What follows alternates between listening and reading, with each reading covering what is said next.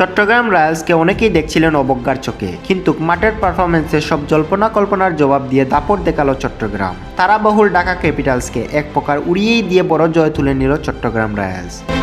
মাত্র 123 রানের লক্ষ্যে ব্যাট করতে নেমে শুরুতেই আক্রমণাত্মক চট্টগ্রাম রয়্যালস। দুই ওপেনার নাইম শেখ ও রসিংটন ব্যাট হাতে যেন জোর তুললেন। বাউন্ডারি আর স্মার্ট সিঙ্গেলে ঢাকার বোলারদের উপর পুরোপুরি আধিপত্য বিস্তার করেন এই জুটি। শুরুতেই জয়ের স্বপ্ন ফিকে যায় ঢাকার। নাইম ও রসিংটনের এই ওপেনিং জুটিতেই মূলত ম্যাচের ভাগ্য নির্ধারিত হয়ে যায়। ঢাকার বোলাররা মাঝে মধ্যে চ্যালেঞ্জ ছুড়ে দিলেও কোনোভাবে ম্যাচে ফেরার সুযোগ তৈরি করতে পারেনি তারা। দাপুটে ব্যাটিংয়ে সহজ জয়ে মাঠ ছাড়েন চট্টগ্রাম রয়্যালস।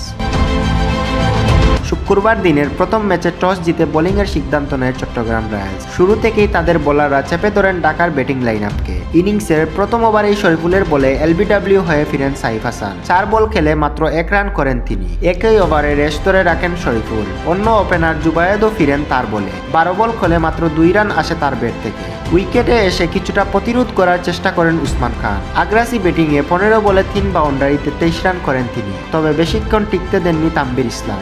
আগের ম্যাচে আলোচনায় থাকা শামীম পাটোয়ারি এদিন পুরোপুরি ব্যর্থ।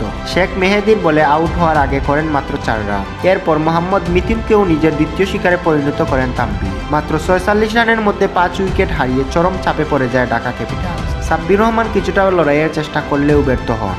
8 বল খেলে একটি ছক্কায় 9 রান করে ফিরেন তিনি।